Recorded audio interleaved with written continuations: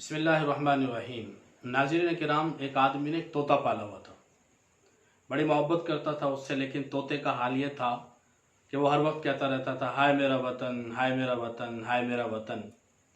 तो उसने सोचा कि ये अपने वतन के लिए हर वक्त रोता रहता है, तो क्यों ना इसका वतन ही देखाऊं।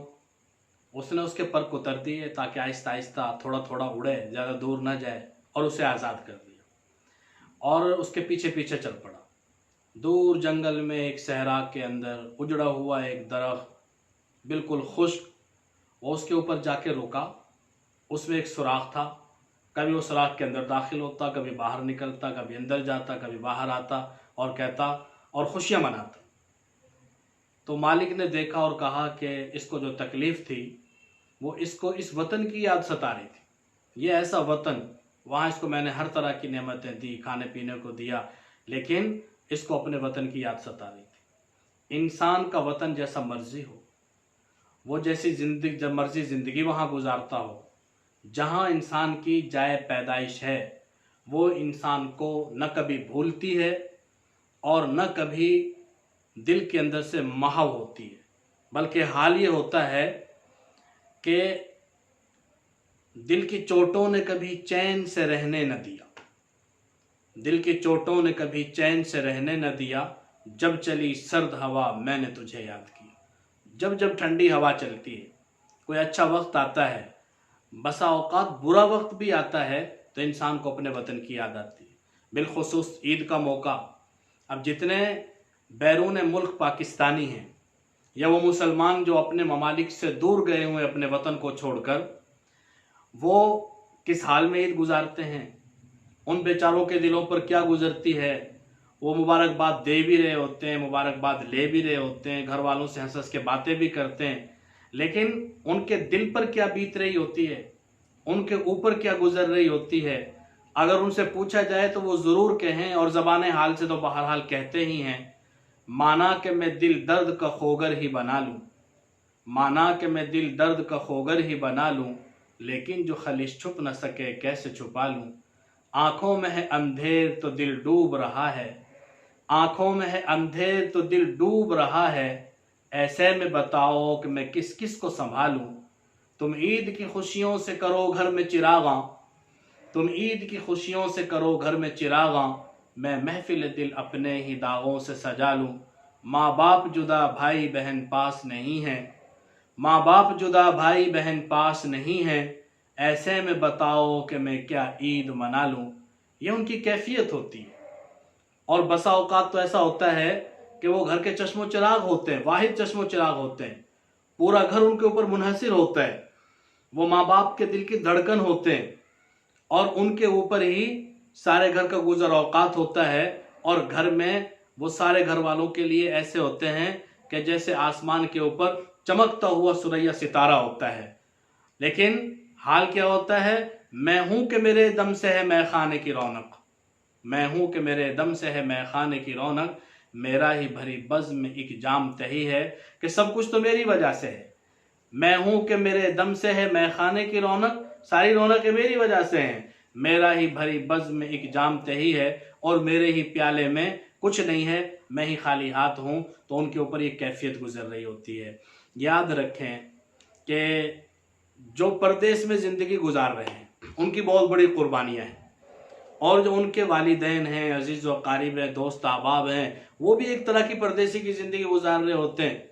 वो कैसे कि जब उनका अजीज़ घर पे नहीं है, उनका बेटा, भाई या कोई और अजीज़, तो जाहिर बात है कि उनको भी वो खुशी नसीब नहीं होती कि जो हकीकतन खुशी नसीब होनी चाहिए। इंसान की नफ्सियात का आलम है। नबी करीम सल्लल्लाहु अलैहि वसल्लम से ज़्यादा मजबूत आसाब का मालिक कौन हो सकता है। आप मक्का से हिजरत करके जा रहे थे, मुड़ मुड़ के बैतुल्ला की तरफ देखते थे, आंखों में आंसू थे, और कहते थे कि बैतुल्ला तो मुझे बड़ा अजीज़ है, लेकिन मैं क्या करूं कि तेरी कौम मुझे यहाँ रहने नहीं देती। बैतुल्ला तो मुझे बड़ा अजीज़ है, लेकिन मैं क्या करूं कि तेरी कौम मुझे यहाँ रहने नहीं देती। साहबा मक्का छोड़कर मदीना चले गए।